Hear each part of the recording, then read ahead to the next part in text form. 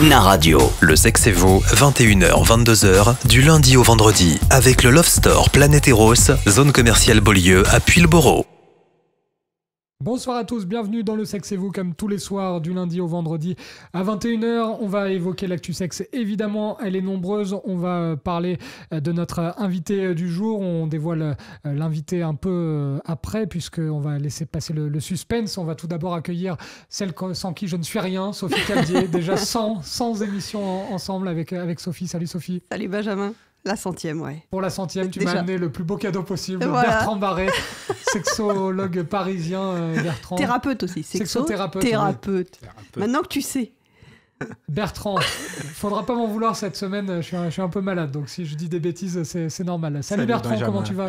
En super forme. Le Denzel Washington parisien, on le rappelle pour ces dames qui attendaient avec impatience le grand retour de Bertrand Barret. On va répondre surtout à une question pour les hommes, hein, même si ça concerne les deux, mais question très importante cette semaine dans Le Sexe et vous. Comment durer plus longtemps au lit ? Bertrand, tu vas nous donner plein d'astuces, c'est ça ? Et oui, plein de secrets, messieurs, pour donner du plaisir à ces dames et assurer un maximum.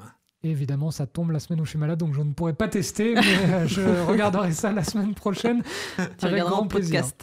Il y a un Benjamin dans cette émission pour débuter, c'est l'actu sexe. On ne pouvait pas y échapper, je voulais rajouter un peu au dernier moment, mais ça a fait un buzz incroyable ce week-end et ça continue aujourd'hui. Le porte-parole du gouvernement, Benjamin Griveaux, impliqué dans une affaire de, entre guillemets, revenge porn. C'est pas tout à fait ça, mais c'est la mode. On en avait déjà parlé, Sophie, ensemble dans l'émission. Diffusion de vidéos intimes qui a poussé Benjamin Griveaux à renoncer à briguer la mairie de Paris vendredi. Il était parmi les candidats, parmi les favoris. Les vidéos adressées à une femme d'un homme se masturbant, c'est attribué à Benjamin Griveaux. Il a été obligé de démissionner. Il a été remplacé pour la candidature à la mairie de Paris par la ministre de la Santé Agnès Buzyn. Il a ensuite porté plainte contre X. Il a expliqué qu'il était obligé de démissionner tout simplement parce que ça impliquait sa famille et qu'il n'avait pas forcément envie d'être emporté dans le tourbillon médiatique. Toi qui es en région parisienne, Bertrand, là c'est le gros buzz du week-end. Je ne sais pas où tu étais ce week-end, mais on ne pouvait pas y échapper. Oui, alors je suis passé un peu à côté de tout ça, effectivement, parce que je ne suis pas trop l'actualité, mais ce qui est certain, c'est que lorsqu'on est un personnage public, ça va être de plus en plus compliqué pour ces personnes de cacher leur vie privée, leur intimité, et avec Internet, l'arrivée des réseaux sociaux, c'est plus trop possible de faire n'importe quoi. Et ça fait un gros buzz, tout simplement parce que Benjamin Griveaux est marié avec des enfants et surtout parce que derrière, il y a un peu un fantasme de l'espionnage russe qui est en train de ressortir puisque la personne qui a dévoilé la vidéo est russe. Il y a l'avocat des Gilets jaunes dans l'histoire en plus. Donc ça a fait un sacré buzz. On en reparlera peut-être cette semaine. On va plutôt s'intéresser à la Saint-Valentin. Sophie, c'était l'émission de vendredi, une émission spéciale Saint-Valentin que vous pouvez réécouter en podcast. On a appris grâce au journal 20 minutes, le quotidien national 20 minutes, qui a demandé aux Français s'ils préféraient faire l'amour ou manger à l'occasion de la Saint-Valentin. 36% des Français préfèrent un petit festin à une partie de jambes en l'air sous les draps. 34% indécis. 30% d'entre eux préfèrent faire l'amour. Côté femmes, la préférence est encore plus écrasante. C'est 48% qui préfèrent manger plutôt que faire l'amour, comme si on ne pouvait pas faire les deux. C'est ça, oui, exactement. C'est n'importe quoi. Et puis, c'est mieux de faire l'amour d'abord et de manger après, puisque faire l'amour, ça ouvre l'appétit. Donc, faut mieux inverser les soirées maintenant, désormais. Et là, je vais m'adresser au consultant culinaire de l'émission, Bertrand Barret, puisqu'on connaît un petit peu les préférences en termes d'association sexe et nourriture. Première position, la chantilly, plébiscitée à 58%. À la deuxième place, le champagne, devant le chocolat. Ça t'étonne ? Ouais, chantilly, je suis pas du tout étonné. Les femmes sont coquines quand même. Le champagne et le chocolat, pareil, un bel atout pour mélanger sexe et nourriture, Sophie. Oh bah oui, un petit peu de bulle quand même. Faire attention aux bouchons, quoi, qui partent pas dans le... Oui, il faut pas qu'ils pètent trop vite. Justement. Voilà, on va en parler pour l'éjaculation rapide que le du champagne. Ne pète trop vite, on va vous donner plein d'astuces tout au long de la semaine. Et puis, plus on avance en âge, c'est le résultat aussi de l'enquête, moins on est téméraire, hein, puisque 77% des plus de 65 ans considèrent le sex-food comme inenvisageable. Oui, mais je pense que c'est plutôt lié. 65 ans, ça fait après-guerre. Et je pense qu'ils n'ont pas eu assez de nourriture non plus. Il y a un petit peu plutôt ce mythe-là. Je pense qu'il ne faut pas gâcher. Oui, c'est important de ne pas gâcher. Le gaspillage est important. Et puis j'avais regardé aussi, ça dépend des régions, hein, l'utilisation de la nourriture au lit, puisque en région parisienne, il y a l'apparition du sushi dans le top 10 du classement. On consomme de plus en plus de sushi et de sashimi, Bertrand, en région parisienne. C'est vrai, ils aiment bien. C'est la mode au Japon aussi de manger des sushis sur des corps nus, que ce soit femme ou homme. Donc voilà pour l'actu sexe. Sophie, je te demande pas ce que tu as fait ce week-end. D'habitude, on démarre par ça, mais... Qu'est-ce que j'ai fait ce week-end ? Pas de formation, donc. Non. Pas de correspondante, pas de formation. On veut pas en savoir plus. Voilà. Je pense que ça a dû être interdit aux moins de 18 ans, le week-end de Sophie Caldier. On va se retrouver dans un instant avec Bertrand et Sophie pour savoir un peu comment durer plus au lit. Et puis, il y aura la réponse à vos questions en fin d'émission. Comme d'habitude, vous utilisez la page Facebook de Naradio, la page officielle, pour interroger ou Bertrand ou Sophie ou les deux. Et puis, l'adresse mail de la rédaction, rédaction@naradio.fr. On se retrouve dans un instant pour la deuxième partie du Sexe et vous. Naradio. De retour dans le Sexe et vous pour la deuxième partie de l'émission avec nos deux sexothérapeutes. L'une de La Rochelle, c'est Sophie Caldier, vous la connaissez bien. Vous connaissez très bien également Bertrand Barret, notre invité tout au long de la semaine. Bertrand, peut-être qu'il y a des personnes qui n'ont pas écouté les émissions précédentes, donc on va faire un petit rappel du curriculum vitae de Monsieur Barret. Qui êtes-vous, Monsieur Barret ? Que faites-vous dans ce studio ? Alors, moi, je suis coach professionnel certifié, je suis thérapeute de couple et sexothérapeute, donc en Seine-et-Marne dans le 77, et également les week-ends sur La Rochelle. Donc, on peut me retrouver sur ma chaîne YouTube, donc Bertrand Barret Coaching, et puis également sur mon site internet, Barret Coaching sur La Rochelle. Et on rappelle que Bertrand a parlé de Paris et de La Rochelle, mais Bertrand est un petit peu partout dans le monde, parce qu'il y a même des auditeurs ou auditrices qui font appel à toi d'Afrique, d'Amérique du Sud, de plein d'endroits dans le monde. Tout à fait, grâce à YouTube en fait, puisque j'ai plus de 66 000 abonnés maintenant, donc ça marche bien.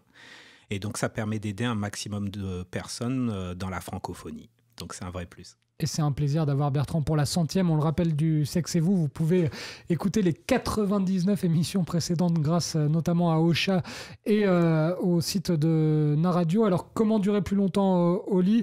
Sophie, je vais te poser la question à toi. Pourquoi tu voulais absolument faire intervenir Bertrand à ce propos ? Pourquoi c'est si important ? Ça paraît pour le clair plaisir. Et net, voilà, pour je le vais plaisir. pas te chanter la chanson d'Herbert Léonard, mais c'est pour le plaisir, bien évidemment, pour aussi bien pour les hommes que pour les femmes. C'est important de pouvoir s'éclater au lit, s'épanouir au lit, pour avoir une relation de couple qui dure dans le temps. Et quelles sont les difficultés que rencontrent les hommes en règle générale, mais aussi les femmes, parce que c'est une question de couple pour la durée au lit. Bertrand, qu'est-ce que tu as constaté, toi, grâce à ton expérience de sexothérapeute ? C'est vrai qu'il y a beaucoup de tabous. Il y a énormément de tabous et les hommes n'osent pas exprimer en fait le fait que ils voudraient que ça dure plus longtemps, ils savent pas trop où ils en sont. Donc le fait de pouvoir en parler librement, c'est déjà la possibilité de voir les choses autrement. Donc c'est super important. Et déjà, si on fait une semaine là-dessus, c'est un petit peu paradoxal, Sophie, parce qu'on parle toujours de la pression de la performance. Au final, si on fait une semaine d'émission là-dessus, ça met quand même à certains un peu la pression. Oui et non, parce qu'en fait, le but, c'est justement de démystifier un petit peu le fait que les hommes doivent durer plus longtemps au lit, en prenant le temps et en n'étant pas forcément que dans la pénétration. On verra un petit peu tout ce que Bertrand peut nous dire là-dessus, mais en essayant vraiment de faire preuve d'imagination, de se respecter, de respecter l'autre, et aussi il y a plein de petits conseils d'hygiène de vie. Et souvent, quand on a des questions d'auditrices, Bertrand, on a l'impression que la responsabilité n'est pas forcément partagée, qu'elle est beaucoup sur les épaules des hommes, alors que tu vas nous prouver tout au long de la semaine que les torts sont partagés la plupart du temps. Exactement, c'est-à-dire que les femmes ont la possibilité d'accompagner leur partenaire à faire en sorte que le plaisir soit plus long. Donc, c'est vraiment une co-création ensemble dans le couple pour que les choses aillent mieux pour les deux. Et j'ai regardé dans le petit conducteur que vous avez préparé avec Sophie, il y a une règle de 3. En gros, Bertrand, tu vas nous citer les 3 points cruciaux qu'on va aborder tout au long de la semaine. On va y revenir à chaque fois dans le détail, mais il y a une règle de 3 quand même. C'est ça, c'est que les hommes, en fait, leur préoccupation première, c'est avoir une bonne érection. En second, gérer leur excitation. Et en troisième, c'est donner du plaisir à leur partenaire. Et donc ça, soit ils le prennent dans le sens de la qualité, soit ils le prennent comme une pression vers la performance, et c'est là où c'est déstabilisant. Et les 3 étapes qui ne sont pas forcément liées, hein, parce qu'on a souvent des questions d'auditeurs et auditrices avec des problèmes totalement différents. Bertrand, Sophie, il y a ceux qui n'arrivent pas à gérer leur excitation, il y a ceux qui n'arrivent pas tout simplement à être à la première étape, la bonne érection. C'est pas forcément lié, hein, les 3, il peut y avoir des problèmes différents. Exactement. Et parfois, les difficultés avec le stress, avec la pression, s'accumulent, mais ça peut être des éléments bien distincts les uns les autres. Donc, on va découper cela tout au long de la semaine. Et on rappelle que Bertrand, toi, ta population de clients, enfin de patients, est quand même beaucoup plus masculine. Donc, tu as beaucoup plus souvent l'occasion de traiter ce genre de problème que Sophie. Exact. Enfin, je pense, majoritairement, ce sont des hommes que je reçois parce que déjà, c'est moins complexe, puisque je suis un homme et donc je peux, grâce à la théorie et grâce à la connaissance de mon corps, leur identifier un petit peu ce qui se passe pour eux. Et c'est vrai que c'est important que des hommes puissent exprimer à d'autres hommes le fait qu'à un moment donné, ça ne marche pas comme ils veulent. Donc, c'est un plus. Si tu devais donner, Sophie, un pourcentage des couples qui viennent te voir pour un problème de durée au lit, on se situerait aux alentours de combien ? Au départ, ils viennent pas forcément pour ça. Ils viennent souvent plus quand ils viennent en couple pour un manque de libido de la femme, manque de désir de la femme de faire l'amour. Et après, on découvre effectivement les difficultés des uns et des autres. Sinon, j'ai quelques hommes, mais moi, ça va plus être la cinquantaine, les hommes qui viennent me voir pour des problèmes d'érection. Et c'est souvent suite à un divorce, où le divorce n'est pas encore acté au niveau de la justice, donc administrativement. Et donc, ils ont cette espèce de période de flottement où c'est compliqué pour eux de se situer. Ils sont l'ex d'eux, mais pas encore le nouveau compagnon de leur partenaire actuel. Donc, du coup, c'est un peu compliqué pour eux de se situer à ce moment-là. Et n'hésitez pas, que ce soit à Bertrand ou à Sophie, de poser vos questions en fin d'émission. On en a déjà un peu à ce propos des questions qui sont arrivées tout au long de la semaine sur l'adresse mail de la rédaction, rédaction@naradio.fr. Vous pouvez aussi utiliser la page Facebook. Je vous rappelle, vous envoyez un message privé à Naradio, la page officielle, et vous posez votre question à Bertrand et Sophie. Dans un instant, on va retrouver Bertrand et Sophie pour nous dire un peu comment bien connaître et prendre soin de votre corps. C'est déjà une étape cruciale dans cette semaine spéciale. Comment durer plus longtemps au lit ? On revient dans un instant sur Naradio. Nous sommes ensemble dans Le Sexe et vous jusqu'à 22h. Naradio. La troisième partie du Sexe et vous, 21h, 22h, comme tous les soirs sur Naradio, avec 2 sexothérapeutes. La première, Sophie Caldier, c'est la taulière de l'émission. Et puis Bertrand Barré, qui de temps en temps, à chaque fois que c'est la Ligue des Champions, d'ailleurs, il vient apporter sa qualité de buteur dans le Money Time. Tout va bien, Bertrand ? Tout parfait. C'est le finisseur, on l'appelle, Bertrand, voilà. le buteur de l'émission. Sophie, c'est la numéro 10, celle qui organise, qui crée le jeu du Sexe et vous. Le point numéro 1 qu'on va aborder cette semaine, et c'est très important, Bertrand, c'est de bien connaître et prendre soin de son corps. Exactement. C'est s'occuper de son corps et puis, en priorité, stopper les perturbateurs. Donc là, je vais pouvoir sortir dès la première émission quand je vois le premier tiré. Oui, Allez, Benjamin, tu sors. Et oui, la première chose, messieurs, c'est arrêter le tabac et diminuer l'alcool. Alors, c'est lequel, Benjamin ? Est-ce que je peux diminuer le tabac et arrêter l'alcool ? Ce sera peut-être plus simple dans un premier temps. C'est important, c'est pour la circulation sanguine, c'est un vrai plus. Donc, si vous avez des difficultés justement à arrêter l'un ou l'autre, c'est peut-être le moment de vous motiver. Corriger le surpoids. Ça va, Benjamin, tranquille. Oui, mais ça me concerne. Là, je regarde toutes les cases cochées par Bertrand, dont Bertrand va parler. Notre réalisateur Paul-Émile Ferrier est pas prêt de durer au lit, je le dis comme ça. Ah, c'est pas gentil. Donc après corriger le surpoids, il y a arrêter la la malbouffe et limiter les aliments transformés. C'est vrai qu'on est dans une société où la malbouffe est devenue un vrai fléau. C'est ça. Donc il y a beaucoup de difficultés à choisir les bons aliments, à avoir les bons ingrédients dans notre assiette. Et il faut faire attention si on veut durer en termes d'âge.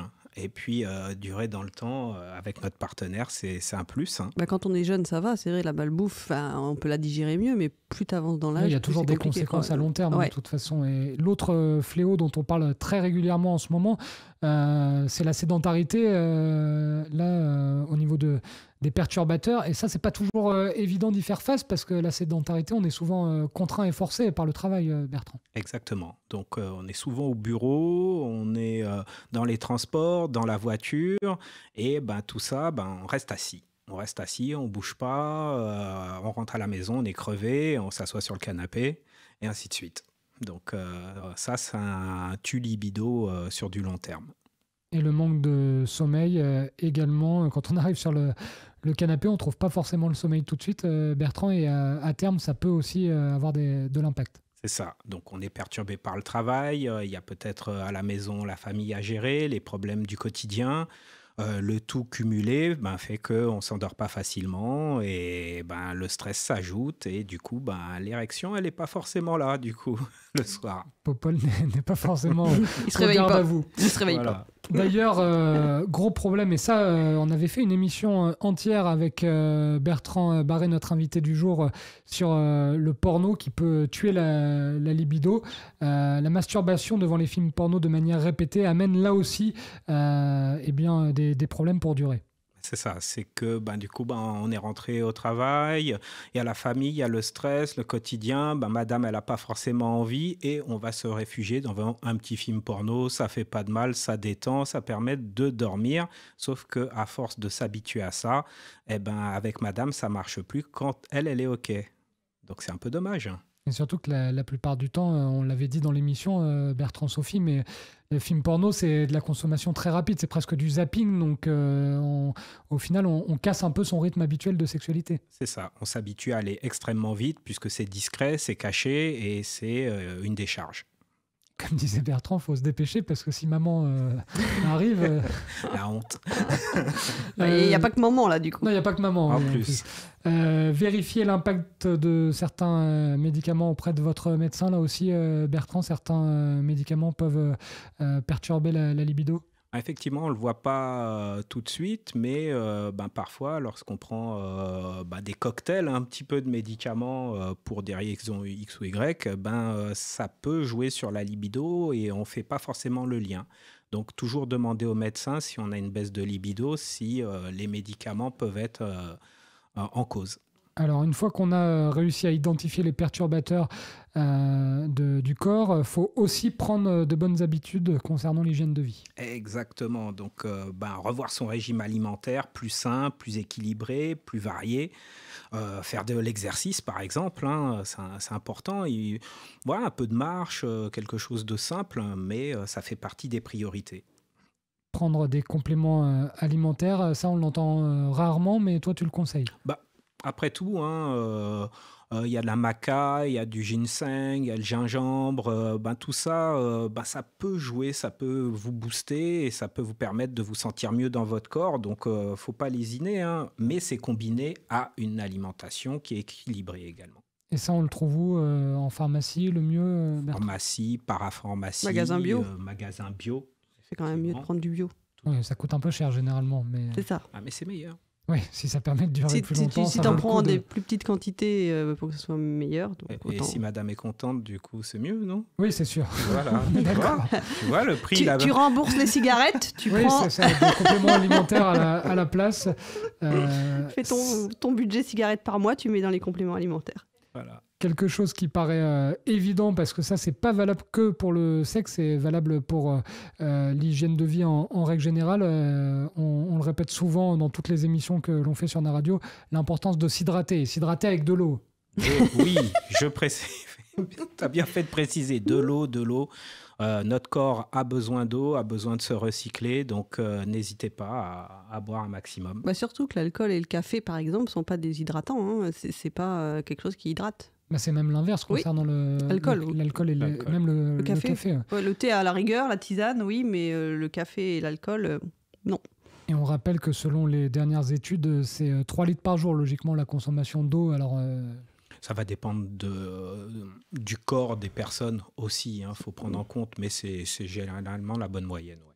Changer de sous-vêtements, Bertrand, rien à voir avec l'hydratation, mais là aussi ça paraît évident. Bah oui, parce que si vos parties intimes elles sont compressées, c'est un peu dommage, quoi. Elles ont besoin peuvent pas respirer, quoi. Elles ont besoin de respirer, de se sentir bien, à l'aise, et voilà.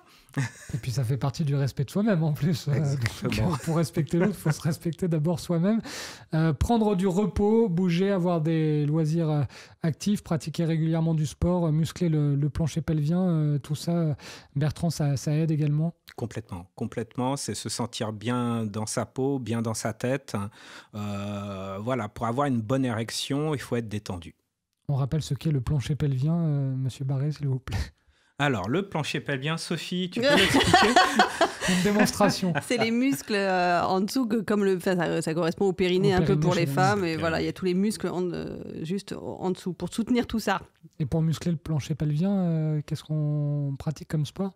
Là, par exemple, je suis en train de travailler mon sous la table, d'accord. Sous la table. Caméra du vous ne le voyez pas, mais pour ceux qui regarderont la vidéo, je travaille. Non, fait, même avec la vidéo, ils vont pas voir. On va mettre une petite caméra sous-marine sous la table.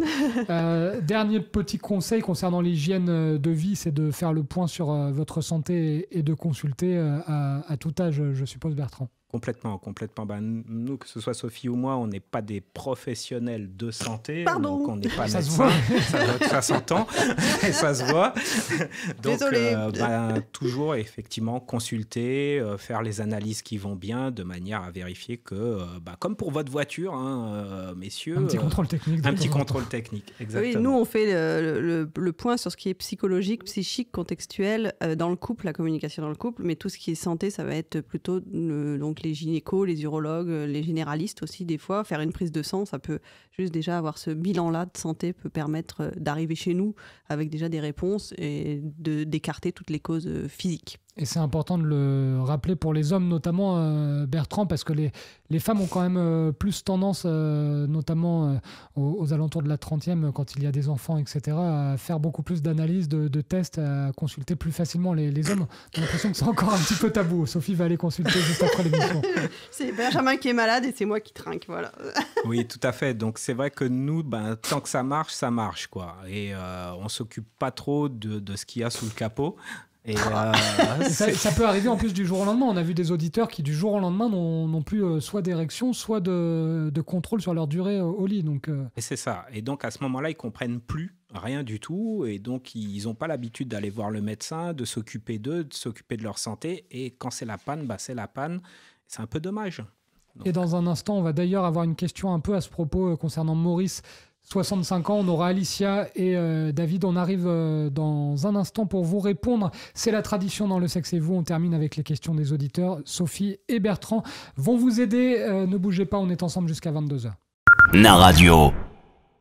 La dernière partie du Sexe et vous, 21h, 22h. Et vous le savez, la dernière partie vous est consacrée. Vous envoyez tout au long de la semaine vos questions par mail à rédaction@naradio.fr ou par message privé sur Facebook, sur la page Facebook officielle de NARadio. On a eu pas mal de questions cette semaine. On a notamment Maurice qui a 65 ans.